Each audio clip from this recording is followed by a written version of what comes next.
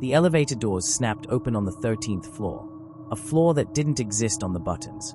There were no lights, no sounds, just a long, narrow hallway stretching into darkness as cold as ice water.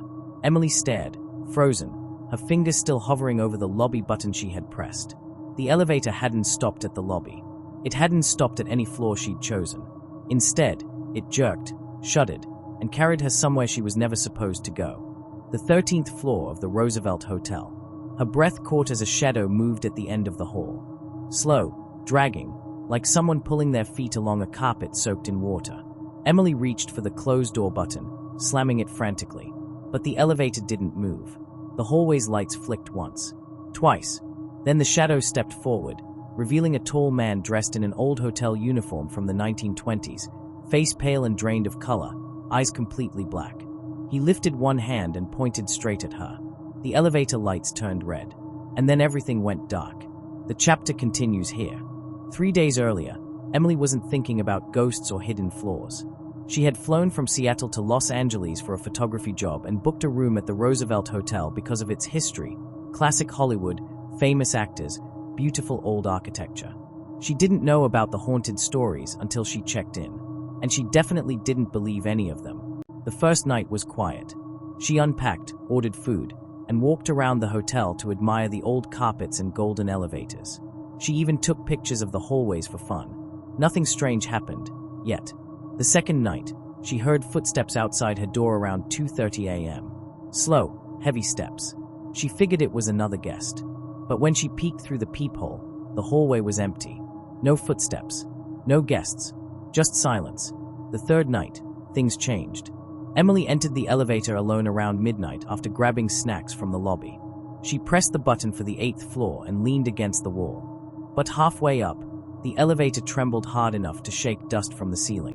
What the? The lights flickered. Then the elevator started rising on its own. Floor 8, Floor 9, Floor 10. Emily kept pressing buttons, any button, but nothing responded.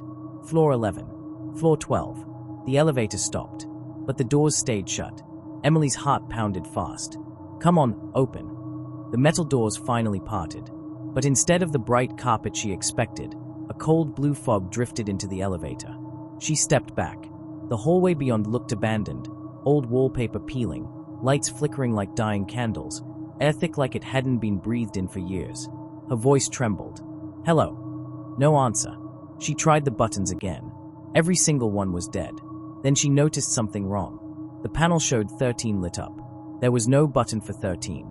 She swallowed hard.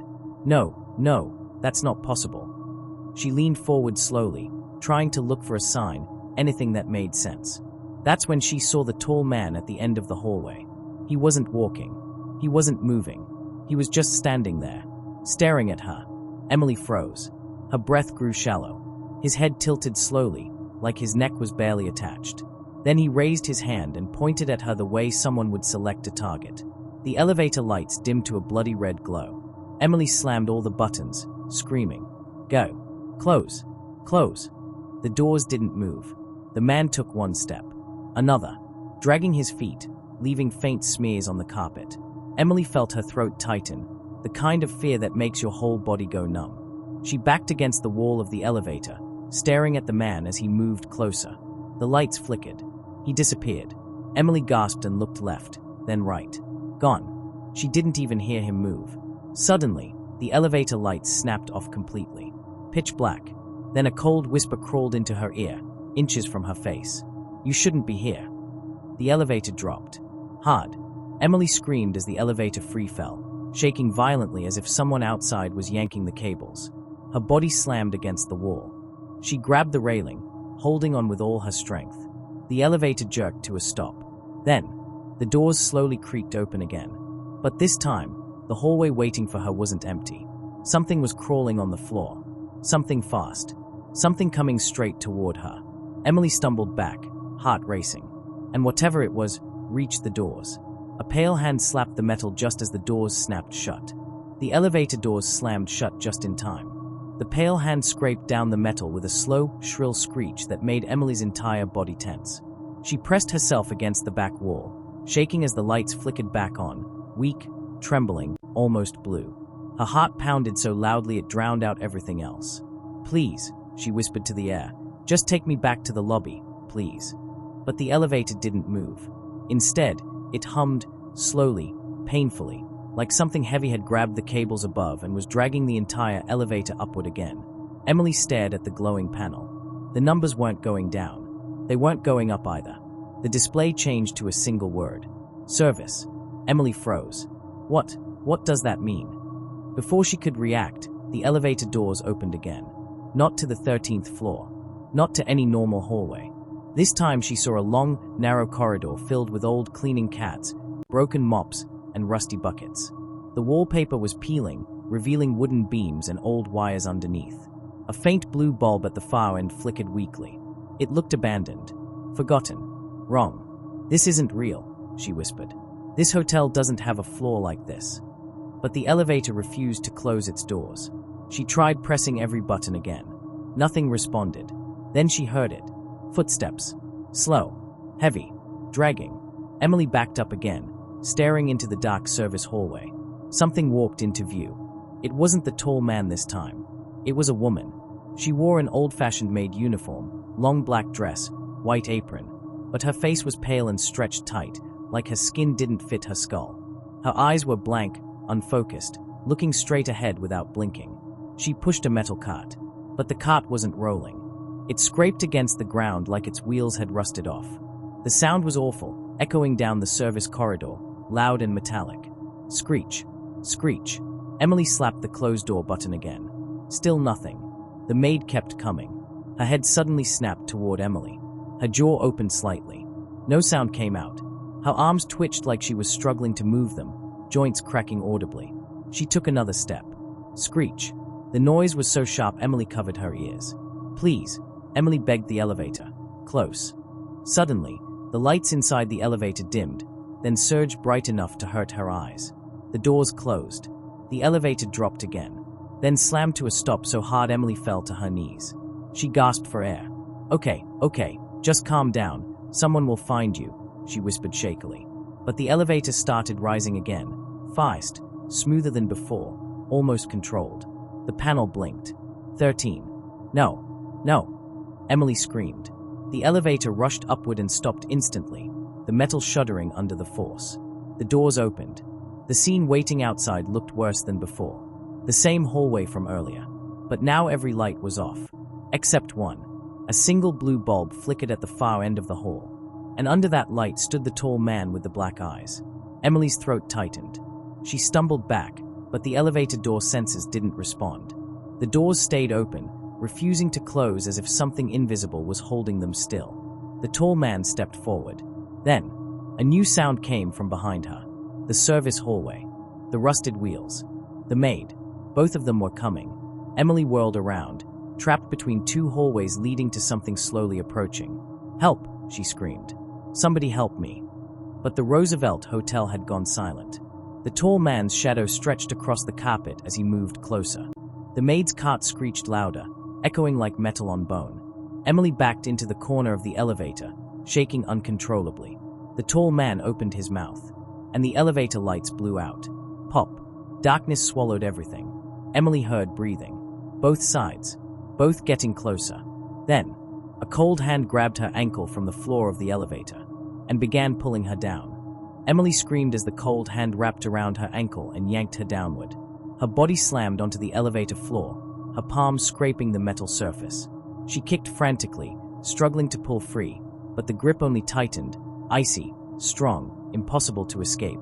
The darkness in the elevator felt alive. Something whispered beneath her, from the gap between the floor panels. "You finally came back." Emily's breath caught. "Let me go. Let me go." The elevator lights flickered back on for a second, and she saw it, a pale arm reaching through a slit in the floor. Skin wrinkled, veins dark, fingers too long. The face came next, peering through the tiny opening beneath her.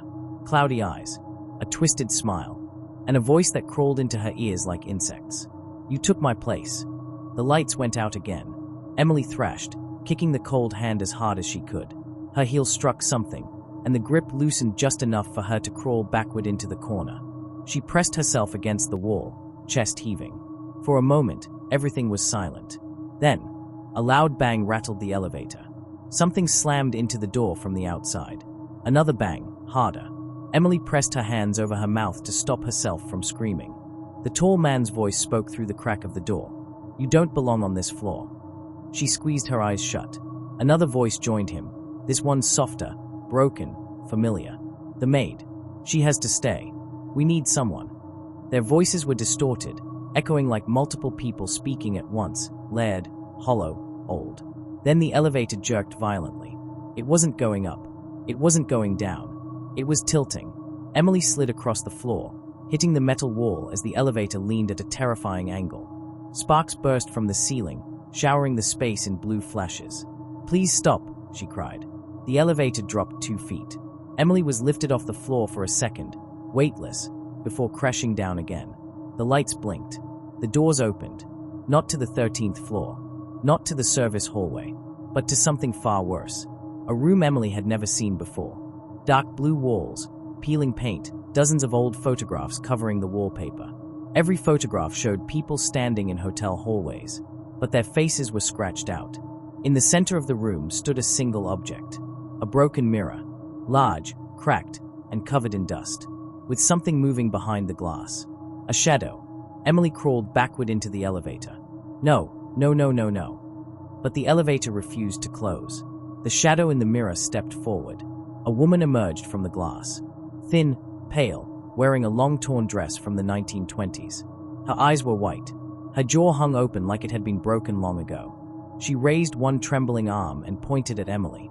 The air grew cold enough for Emily's breath to fog. The woman whispered, "You took my room." Before Emily could react, the mirror shattered outward, sending shards flying across the floor.